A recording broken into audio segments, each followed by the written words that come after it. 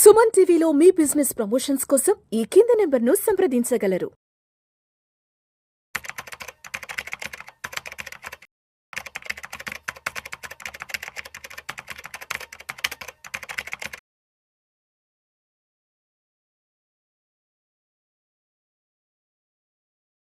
Sir నమస్తే sir.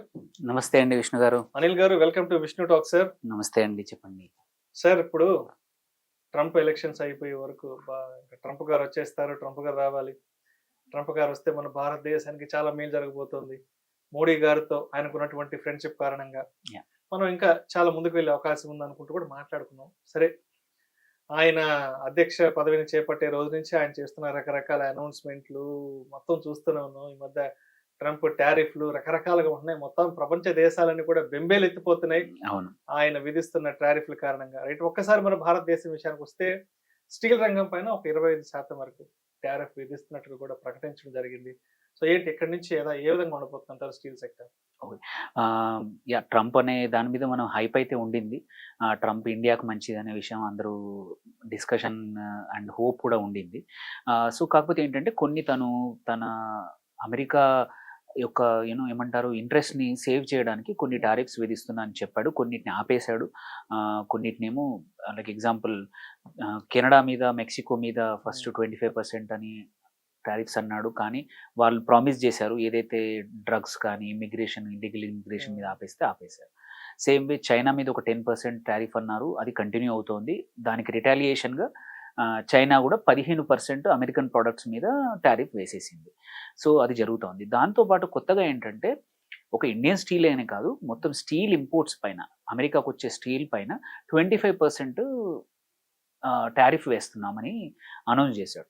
So దీనివల్ల ఇండియాలో ఉన్న స్టీల్ ప్రొడ్యూసర్స్ ఏవైతే ఉన్నాయో, టాటా స్టీల్ కానీ మల్టిపుల్ కంపెనీస్ ఏవైతే ఉన్నాయో వాటికి ఏమైనా ఇబ్బందులు రావచ్చా అనేది one of the major concern ఇప్పుడు.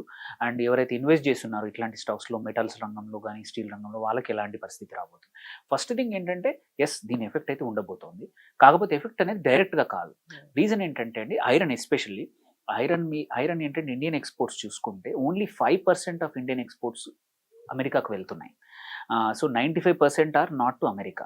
కాకపోతే ఏమవుతుందంటే హై టారిఫ్స్ వల్ల చాలామంది అమెరికాకు చేసే ఎక్స్పోర్ట్స్ ఆగిపోవడం వల్ల ఓవర్ సప్లై అయ్యే అవకాశాలు ఉన్నాయి. ఓవర్ సప్లై వల్ల ప్రాబ్లమ్స్ ఏంటంటే ప్రైస్ పడిపోవచ్చు. సో స్టీల్ పెరగడం కాదు, ప్రైస్ పడిపోతే మన ఇండియన్ స్టీల్ ప్రొడ్యూసర్స్ ఏవైతే ఉన్నారో ఆల్రెడీ మనం చూసుకుంటే లాస్ట్ ఇయర్ కన్నా కూడా నియర్లీ 30-40% ఇంపోర్ట్స్ పెరిగినాయి చైనా నుంచి, ప్రైజింగ్ వర్కౌట్ అవ్వడం వల్ల. సో చైనా నుంచి ఇంపోర్ట్స్ ఎక్కువ చేసుకుంటున్నాం. సో దానివల్ల ఆల్రెడీ ఇండియన్ స్టీల్ ప్రొడ్యూసర్స్కి లాస్ట్ ఇయర్ ఆల్రెడీ బ్యాడ్గా ఉంది.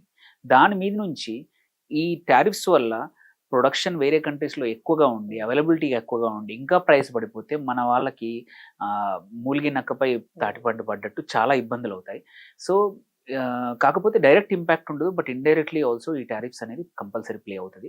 బట్ వీటిని చేయడానికి మీరు అన్నట్టు మోడీ అండ్ ట్రంప్ మధ్యలో ఉన్న ఫ్రెండ్షిప్ అనేది మీరు చూసుకుంటే ఆల్రెడీ మోడీ గారు ఫ్రాన్స్లో ఉన్నారు, నిన్న ఇవాళ ఈ యుఎస్కి వెళ్ళబోతున్నారు. వెళ్ళే ముందే ఆల్రెడీ ఏంటంటే యావరేజ్ టారిఫ్స్ చూసుకుంటే యుఎస్ ఇండియా మీద వేసేవి తక్కువగా ఉన్నాయి, బట్ ఇండియా అమెరికన్ ఉత్పత్తులపై కంపల్సరీ మన టారిఫ్స్ ఎక్కువగా ఉన్నాయి. వాటిని ఆల్రెడీ మోడీ గారు వెళ్లే ముందే ఒక 3% తక్కువ చేసేసారు. అండ్ గోయింగ్ ఫార్వర్డ్ ఆల్సో ఇప్పుడు మనం ఒక ఎఫ్టీఏ కోసం ట్రై చేస్తున్నాము, ఫేవరబుల్ ట్రేడ్ అగ్రిమెంట్ అనేది. సో అది గిట్ అయిందంటే మనకి బెటరే ఉండొచ్చు. అండ్ ఇప్పుడు ఈ డిస్కషన్లో మనం వెళ్ళాక మోడీ గారి డిస్కషన్లో ఐఎమ్ షూర్ కొంచెం వేరే కంట్రీస్ కన్నా కూడా మనకి బెటర్ టారిఫ్స్ వేసినా కూడా తక్కువ రేటు. అండ్ ఆల్సో వాళ్ళు ఏదైతే యుఎస్ నుంచి కొన్ని కంప్లైంట్స్ ఉన్నాయి ఇండియన్ గవర్నమెంట్ వచ్చేసి చాలా ప్రోడక్ట్స్ మీద, వెదర్ ఫ్రూట్సే అనుకోండి, వేరే అదర్ ప్రోడక్ట్స్ ఏవైతే ఉన్నాయో వాటి మీద మనం ఎక్కువ టారిఫ్స్ వేస్తున్నాము. ఎస్పెషల్లీ అగ్రికల్చర్ ప్రోడక్ట్స్ ఏవైతే ఉన్నాయో, యూఎస్ అగ్రికల్చర్ ప్రోడక్ట్స్ మీద, డ్రై ఫ్రూట్సే అనుకోండి, వీటన్నిటి మీద మనం వేస్తున్నామని కంప్లైంట్ ఉంది. వాటిని తగ్గించే అవకాశాలు పక్కా ఉన్నాయి ఇప్పుడు. సో ఈ discussions are very important.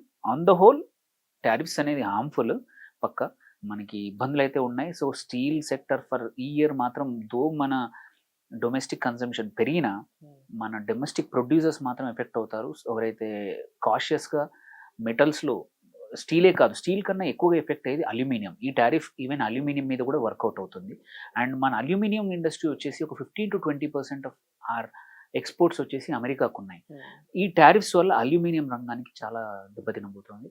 So ఇప్పుడు మీరు హిండాల్కో కానీ వేరే అదర్ అల్యూమినియం ఇండస్ట్రీలు ఏదైనా ఇన్వెస్ట్ చేస్తుంటే మాత్రం స్టాక్స్లో కొంచెం కేర్ఫుల్గా ఉండడం బెటర్, ఆర్ అవాయిడ్ చేయడం బెటర్, ఆర్ పొజిషన్ తక్కువ చేసుకోవడం బెటర్.